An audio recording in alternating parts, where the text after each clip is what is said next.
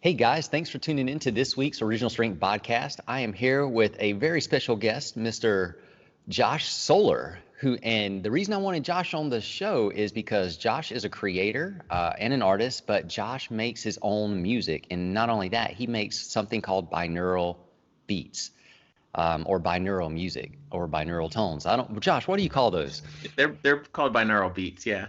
Binaural beats. Awesome. Yeah. Anyway, I'm very fascinated by binaural beats, and I thought maybe you would be too. So I thought I'd bring Josh on the show to explain exactly what are binaural beats. Josh, thank you so much for being on the show.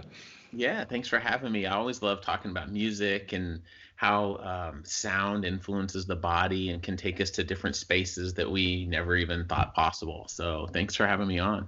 Awesome, awesome. Or you've already captivated me right now. So how, like you said, how sound influences the body. What do you mean by that?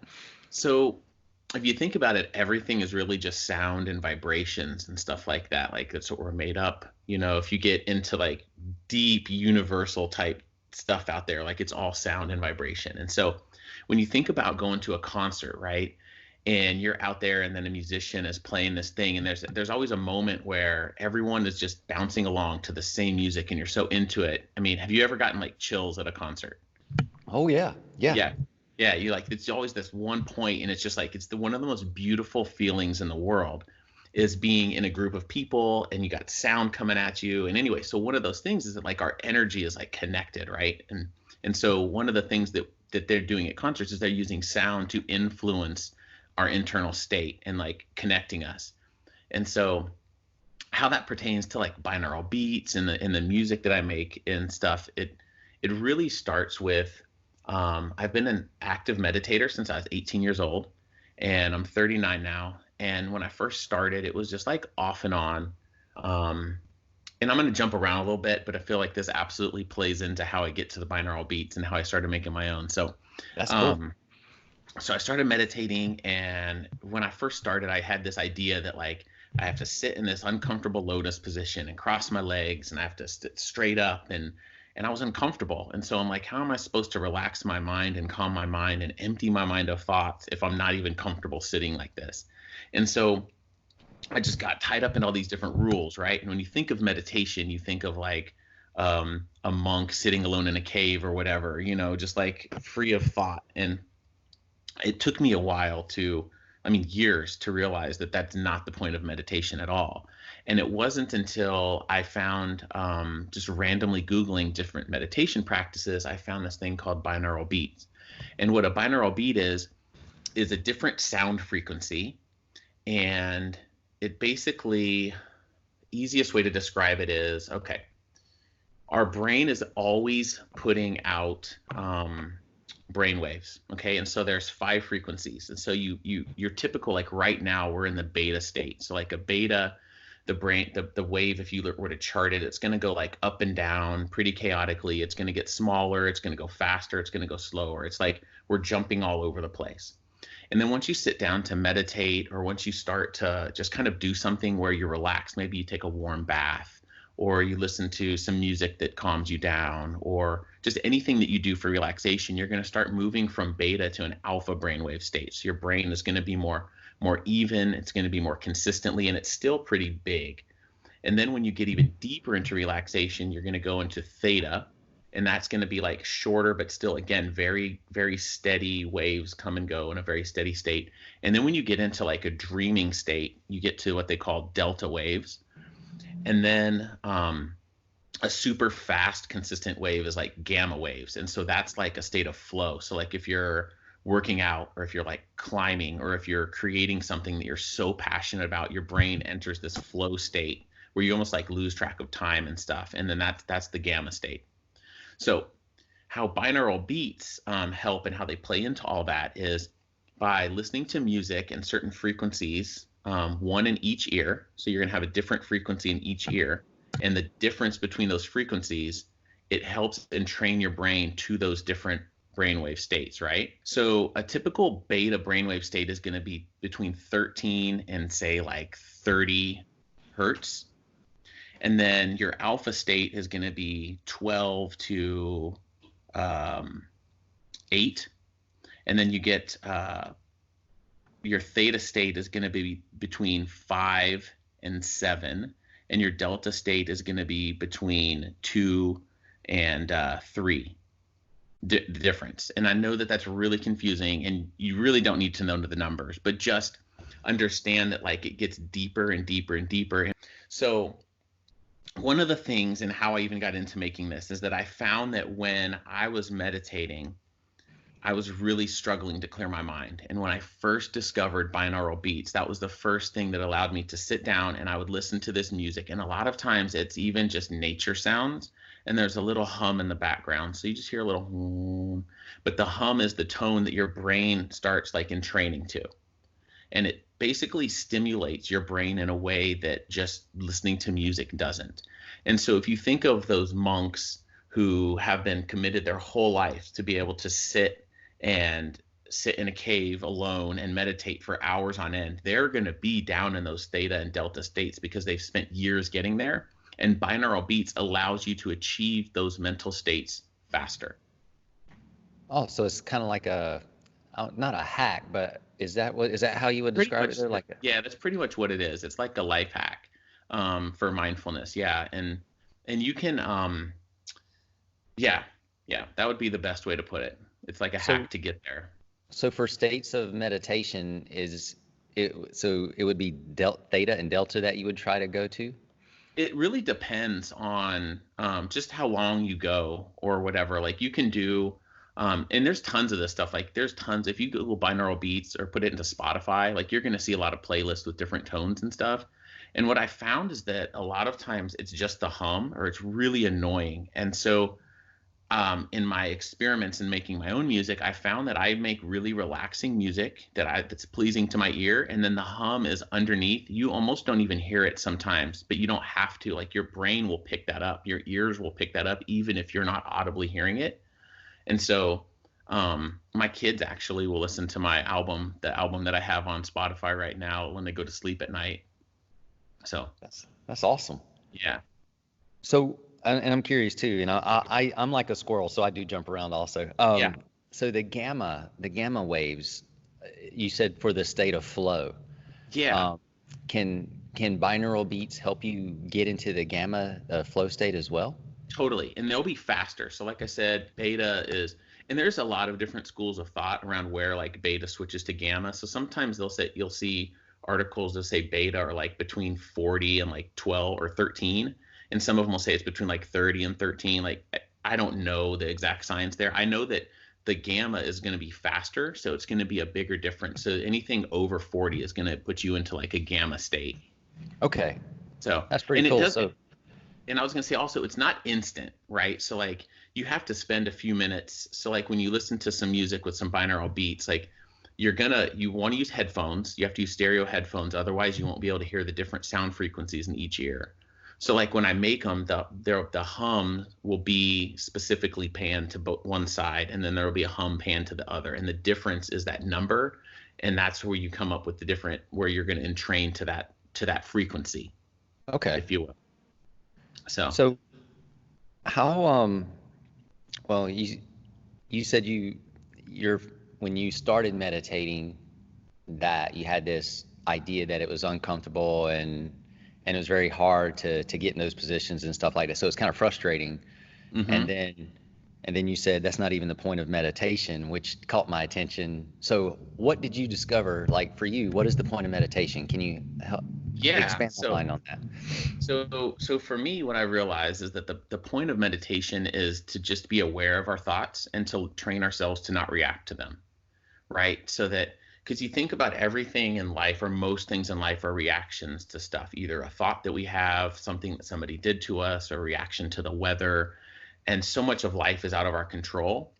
And I found that meditation, one, was quite uncomfortable for me. It was hard for me to sit still, and especially in uncomfortable positions. And as I moved on and gotten older and gotten deeper into my practice, I mean, I meditate every morning for 20 minutes. I do my own personal breathwork practice 2 to 3 times a week, which is a 45-minute practice. And then I meditate for 20 minutes every night before bed. And now it's enjoyable. It's still uncomfortable, because again, like you're sitting there, your brain's never shutting up. At least my brain doesn't. The thoughts are always there, but there always comes a point where I stop listening and the chatter goes away and I enter this deep state of relaxation. Um, and so that's to me what the point of meditation is that you're aware of your thoughts, you're aware of the things that are going on around you, but you're not reacting to them. And you're training yourself to just sit in this space where of kind of non-reaction. And also too, I was talking about rules and certain things you hear about it. And I feel like, again, as I'm getting older, anything can be meditation. I mean, you can be washing the dishes and enter into this state of mindfulness and a state of presence that's very calming. Going on walks, taking baths, listening to music that's like 60 beats per minute or slower will help you enter into a state of relaxation. You know, anything can be a form of meditation with the right approach and intention. Awesome. So then you've probably done this then, so you could even use binaural beats while you're doing movement or yoga or training, and that can still help get you to a like a movement meditation kind of state. Is that right? Absolutely. Yeah. It'll help stimulate relaxation faster. And like I said, like it's not instant in the sense that like you press play and then right away your brain is like in this state, you know, so it takes time. Your brain's going to train to there. So like if you listen to like the album I have on Spotify, it's called Pure Light Forms, and it's 8 songs. And this is probably a whole nother topic, but each song goes towards one of the chakras, which is the major energy centers of the body. And it takes you on this journey through the chakras that starts at your root chakra and goes all the way up through your crown chakra, which is in your pineal gland in your brain. And the first few tracks are alpha, and then you're going to go through theta, and then you're going to go through delta, and then the last track is a mix of theta and alpha to bring you back. So you start out, and when you hit play on the album, you're in a beta state. You're going to lay down and listen to some headphones, and you just breathe.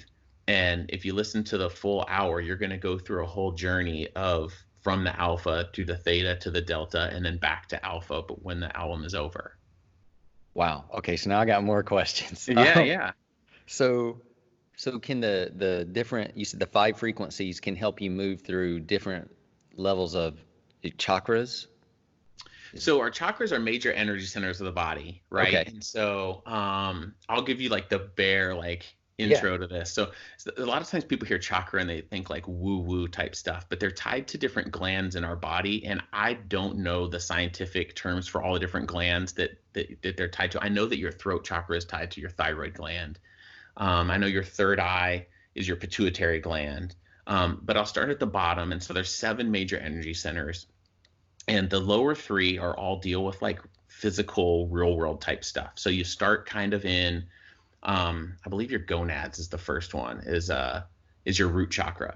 And so that deals with sense of safety. Your physical needs are met. Like you have a roof over your head, you have clothes, you have a space to sleep at night. Like you feel safe in your body. And then you move up into the sacral chakra, which is a little bit higher. It's kind of right below your belly button. And that deals with sense of power, a little bit of sex is in the sacral chakra. And then you move up to right around your belly button and you have your solar plexus. And so your solar plexus deals with self-expression, creativity, stuff like that. And then you move up into your heart chakra, which is your body's ability to give and receive love. And then you move into your throat chakra, which is about authenticity, speaking your truth. Again, this is, do you feel comfortable sharing like whatever gifts you have or whatever talents you have? I know for me, my throat chakra was blocked a lot. And when I started leading breathwork classes and teaching meditations and stuff, it was very hard for me to be like, just to put myself out there in this way. And I would say, who am I to lead this stuff for other people and to share this with other people? And it wasn't until I did the work to clear that out, and we can get into this too, but until I cleared that out that I felt comfortable enough to actually teach. And then so you move up into your third eye, which is all about your sense of purpose. You know why you're here. You're aware of how you influence. You're aware of your gifts, and you're wanting to share those. And then you move up into the pineal gland, which is like your connection to the divine or God or whatever higher power you choose to believe in, or whatever language you want to put around that. And Awesome. so there's like different colors that they say are in within those chakras, and it's the color of the rainbow. So like ROYGBIV. So like root is red, sacral is orange, solar plexus is yellow, green is your heart, indigo is, or blue is your throat, indigo is your third eye, and then purple is your crown chakra. So what's fascinating is like when you're doing breath work or when you're meditating, sometimes you might see colors. I know I see colors often, especially when I'm doing breath work. And what that means is that like that tells me that either that chakra or that energy center is either wide open or it's blocked.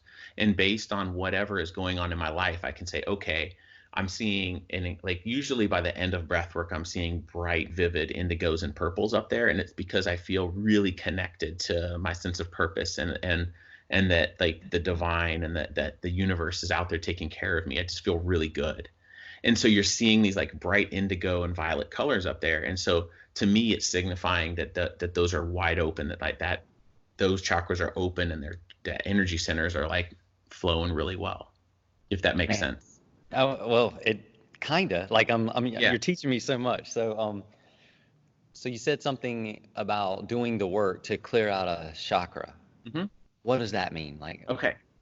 So there's many different ways that you can do it, but doing the work, like there's Reiki, there's energy healing, acupuncture, stuff like that, all works within those energy centers. And you can look at even like a lot of like the maps and the grids that like the Chinese have for their Eastern medicine. And all of those are running along the same energy centers as that the chakras are, like the main points and stuff. So all these different modalities, acupressure is another one. But one of the things about stress, and this is why the breath work to me has been so profound. And I haven't even got into my story on why I even started doing all of this stuff, which I can talk about if it comes up, but it doesn't really matter. But um, when traumatic things happen to you or stressful things happen to you, that stress gets stored within your body and your nervous system. And the only way that your nervous system is going to release the stress is if you put it into a state or a space where it feels comfortable to do so. And so one of the things that helps, well, a lot of the things that help is like physical movement. That's why, like, if you're having a rough day and you go to the gym and you work out, even though you didn't want to, right? You're like, I feel like crap today. I don't want to go to the gym. When you go, even if it wasn't your best workout, you feel better because you accomplished something. You moved some energy around, like you shaked some energy up, and that is stimulating your nervous system in a healthy way. That's why like dance is good. Singing is good because it's sending vibrations throughout your body that puts your nervous system into a calm state.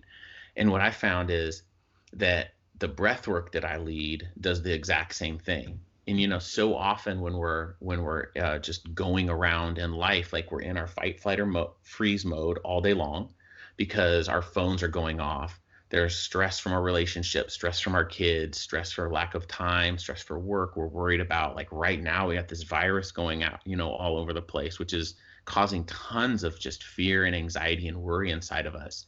And that gets stored within our body in spaces, and then it shows up in reactions, and it shows up in ways that we don't even fully understand.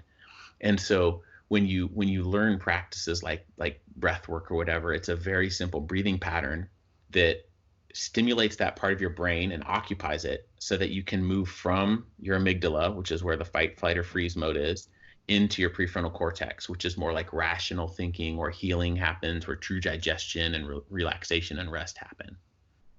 awesome. So now I've got to ask you, because now Yeah. I'm curious. Tell me your story. Okay. So, It okay. has come up. Yeah. So my wife and I've been together since high school. I was 15, she was 14. And my parents, they're still together. I grew up in the most privileged way possible. I mean, I'm a white male. Both of my parents are still together. I knew that I was loved. Anything that I wanted, I was a spoiled, like, only kid. And my wife, like, her dad died when she was really young. Her mom sold drugs, like, very physically and mentally abusive and manipulative relationship. The complete opposite of basically how I was raised. we've been together for a long time. We've been married. Oh man, this year is going to be 17 years in May. You know, we got 3 kids, that 15, 13, and 11 now. And anyways, about 5 years ago, and my son got sick. And I tell all that earlier part because it completely relates to what happened. Like everything in my life, any issue or problem that I had was caused by an action or something that I did. So I either needed to accept responsibility for what I did, ask for forgiveness or whatever. But I felt like life always just worked out in my favor, and that it was really pretty easy because that's how I was raised. Nothing bad ever happened to me that was outside of a poor decision that I made. And when about 5 years ago, actually 6 years ago, my son got sick, and he was sick for a year and a half, and nobody could figure out what was wrong with him. And we had been planning to go live in Europe for 6 months with our kids, just road trip around and just show them the world. And we're like, oh, he's going to get better. He's going to get better. He's going to get better. And I mean, we had our plane tickets booked on points. We had the car leased. We had a apartment in Paris over Christmas and New Year's. We were going to be apartment sitting for somebody that their balcony overlooked the Eiffel Tower. Like this was going to be like the trip of a lifetime. And we ended up, he didn't get better, and we had to cancel the trip. And we found out that he has cystic fibrosis, and which is an autoimmune disorder. And once that happened, it answered a lot of things. We got proper treatment. And so he's like a normal kid. You wouldn't even know that he had any illnesses. But for a long time, I mean, when your kids are sick, you're like, everything is going on hold, And so during this time, our business tanked because we're so focused on trying to get him well. So money issues. Our kid is sick. We find out he has cystic fibrosis. We cancel this Europe trip that we'd been looking forward to for a few years. We have our 2 daughters tested in January, and to see if they have cystic fibrosis because it's a genetic disease. So once we knew that Max had it, then the chances are that one of the other girls did, and Ava, our middle child, had it. So a second kid gets diagnosed with CF. And then 4 months after that, my wife's twin brother dies of a drug overdose. Again, financial stress, drug overdose. She loses her twin brother, 2 kids with illnesses that have no cure. And it was just like everything out of my control. All of this just like really hard and heavy stuff. And my wife and I were fighting more than we ever had because there was just so much stress and things going on.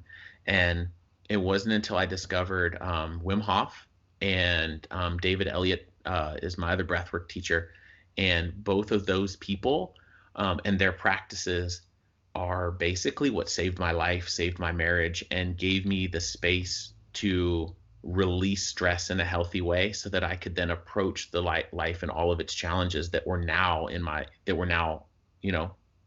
how I mean, can't change that stuff. I can't change my kids' illnesses. I can't change how my wife is grieving and the issues that was causing. And it's my job to show up with love, and acceptance for everything, even stuff that's outside of my control. And so that's kind of how I got into it. And that's why this practice is like so important to me. And that's why making the music is so important to me, is so that this stuff allows me to create tools to give people other spaces to explore what it means to be human and to release any sort of anxiety or tension that they may be carrying in their lives. Wow, man, thank you. I can see how that would just bring so much stress. Yeah. That's amazing. Yeah. All right. So your life changed, or you learned how to mitigate those stresses with breath work, yes? Mm-hmm.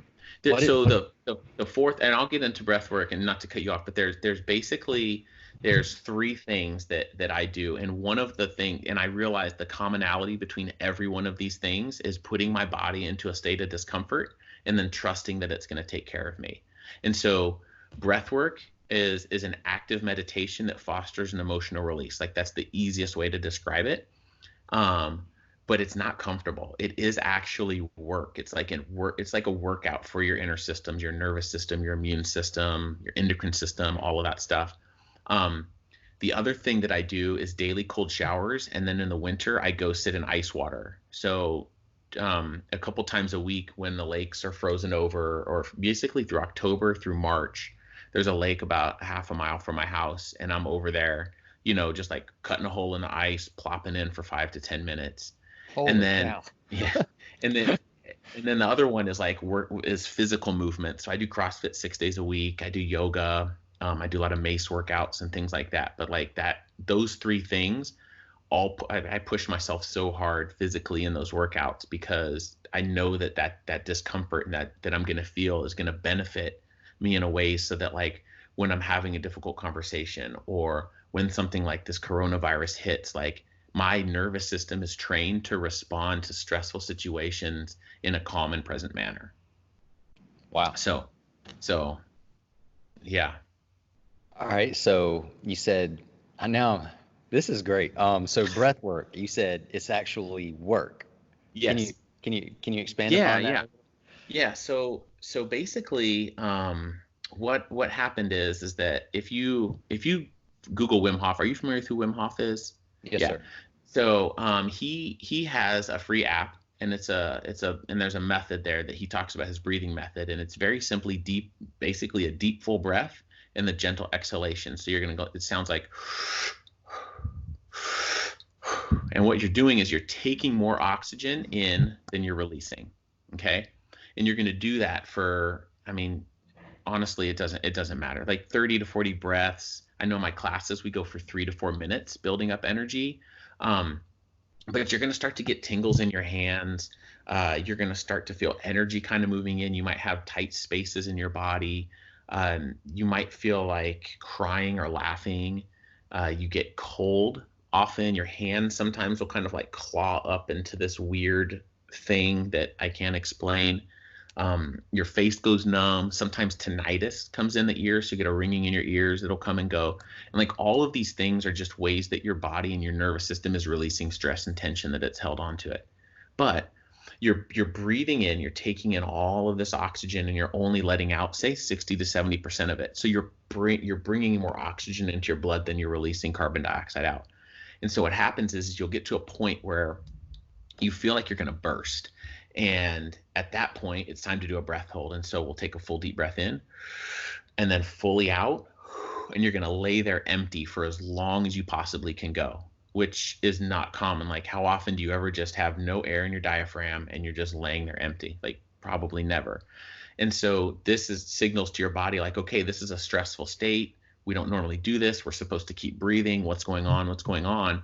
And your whole goal is to just try and stay calm within that space and laying empty for as long as you can. And then when you have to breathe, you breathe in and you hold for as long as it feels good. So that is basically the Wim Hof breathing method in a nutshell. And I found this other guy through a friend named David Elliott, and he teaches a 3-part breath for breath work. And it's basically deep into the belly, deep into the heart, and out through the mouth. And so it sounds like this. So you're doing 2 full breaths in, 1 into the belly, 1 into the heart space, and then out through the mouth. And the same, and but his method is you just do that for 30, 40 minutes or however long you're going to. And the same thing will happen. You get tingles, you start to see colors, you relax, your hands claw up. And I found that when I was doing that, it was really hard. And I just one day decided I'm going to put in a Wim Hof breath hold and see what happens. And it was almost like magic. It basically combined the 2 practices together. And then that's what I teach people today is I lead classes like that. And so it's a 45-minute class. And we do 5 rounds of breathing together like that, and about 15 minutes of just chill, relaxed, like normal nose breathing at the end. But you're putting your body into this uncomfortable state, and you I mean, some of the stories of some of the stuff that's happened. I mean, there was a woman that came to one of my classes, and she was just weeping the whole way through. And afterwards, she shared. She said, my husband and son died in a car crash a few years ago. And I'm laying here and I'm breathing this way. And I had visions of them, one coming to see me, and they said, it's okay for you to be happy. And I realized that I never, one, allowed myself to fully grieve. And I had convinced myself that I needed to be sad for the rest of my life because of this tragedy that has happened. And so it was like a week or 2 later, and she basically sold her house and moved to the beach. And she's like doing really well now. But there's stories like that. There was one where a lady carried a baby, and she knew that that she had to carry it to term, even though she knew that it wasn't gonna make it. Oh man. And so when she was doing the breath work, like her jaw was vibrating and locking up, and it was really tight. And I was talking to her. I'm like, so what's been going on in your life? What and she told me that like that happened, and I said, okay. that's probably tied to like your throat chakra, in the sense that like you're trying to be strong for somebody, or you're trying to be strong for your husband. Like maybe you don't want, like he's struggling with it and you don't want him to see you struggling with it as well. So you're trying to be strong and carry on like nothing's happened.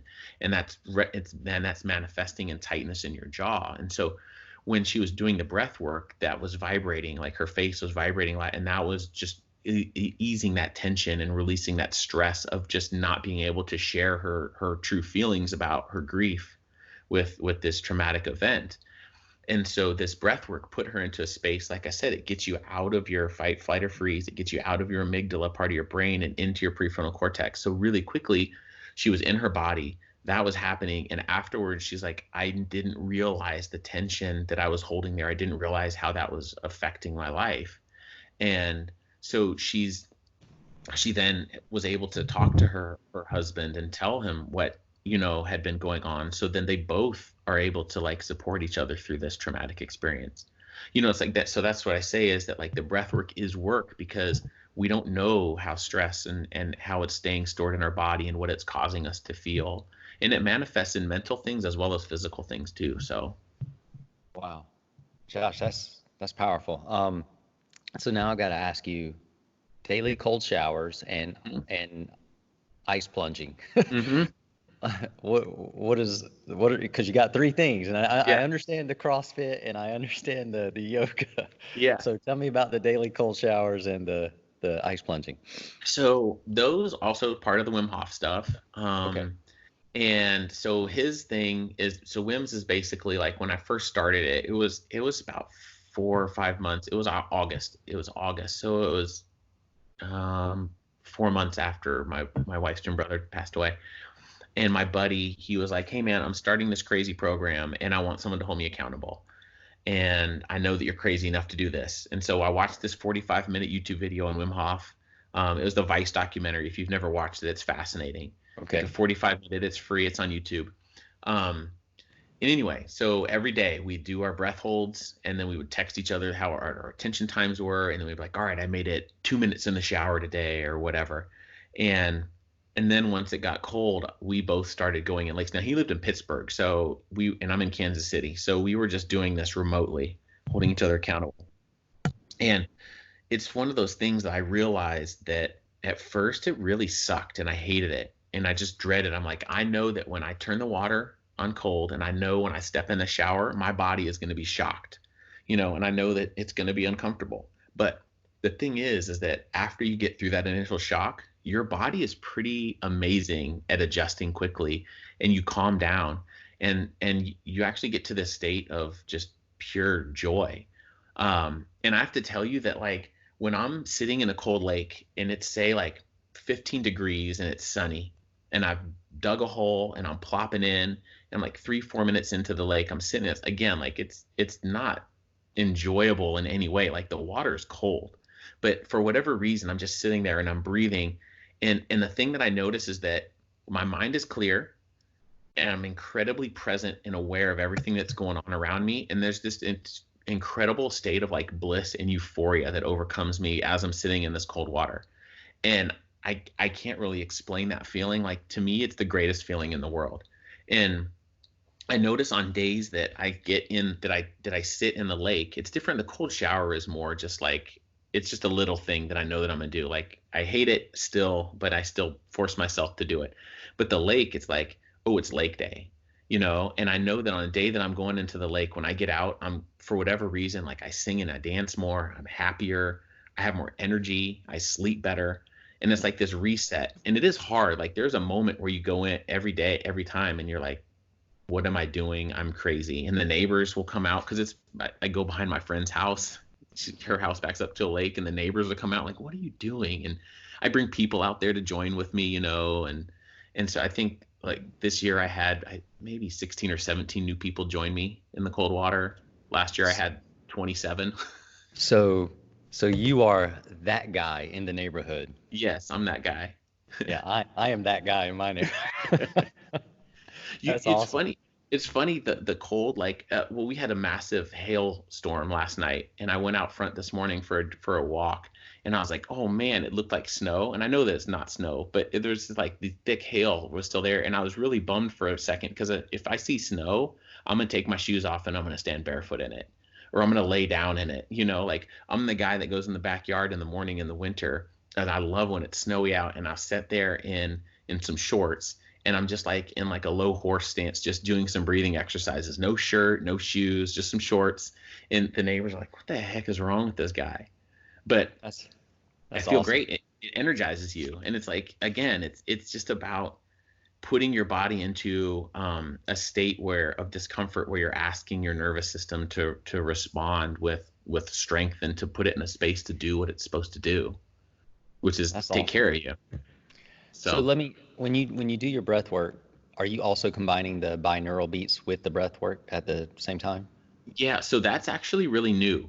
So I actually have two classes that are available, like, to purchase through my website. So if anybody wants to try breath work, um, there's it's a 45-minute or a 50-minute class. There's two of them. Well, one's 50 and one's 60 minutes, but they have binaural beats with the music, and I made all the music, and then I guide you the whole way through. You know when you're supposed to breathe. You start the breath holds together and stuff. But that actually came about because a friend was who listens to, or who has come to my breathwork classes for the past couple years.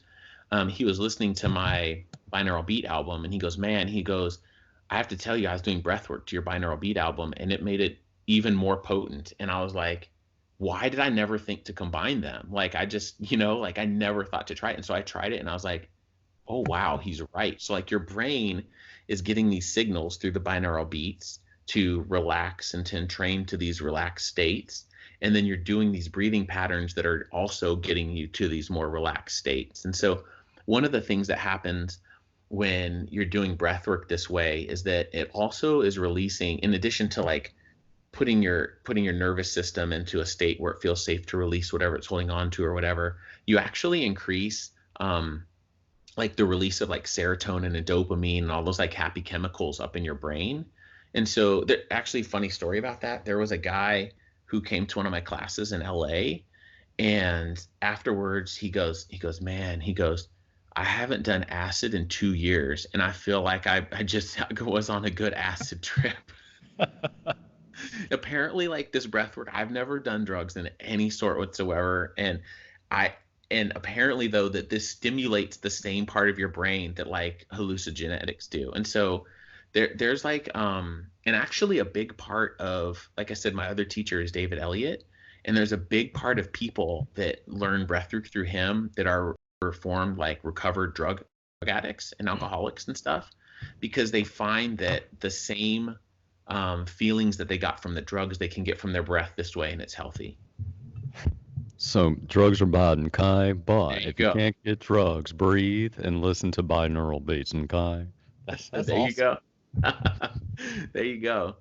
Yeah. There's a guy actually, his name is Eric, and he leads breathwork in Southern California, and he's got an incredible story as well. But he has struggled with drugs his whole life, and he leads a team of 27 people that are all recovered drug addicts, and they teach breathwork in drug and alcohol rehab centers and stuff like that all over Southern California. Wow, that's So fantastic. yeah, it's a really powerful practice. And like I said, I mean, I lived a privileged life and I find benefit from it. And I can't imagine, when I hear the stories of people who suffered like traumas, who are going through like divorces, or even like right now, like as a collective humanity, like with the uncertainty of this virus and the fear of what life is gonna look like it's new. And so fear and anxiety and worry, like those are all absolutely normal responses to this, but Yes. it wreaks havoc on your body in ways that we don't know. And so having practices like this, I mean, I'm not gonna lie, like there's been times I've had to grieve a lot of things, and I've had a few rough days. I mean, with my kids with cystic fibrosis, I mean, they have a compromised immune system. We have to pay attention to their breathing, and they do meditate, not meditation, they do medicines every day to like keep their lungs pathways clean. Like this virus, if they get it, like who knows what would happen, but their body is not equipped to handle it, to fight it off like mine is. And so we've been self-isolating before anybody else did, because we pulled them out of school early, because we're like, we're not messing with this. Like, this is our kid's life. And like, that's a lot to carry as a father.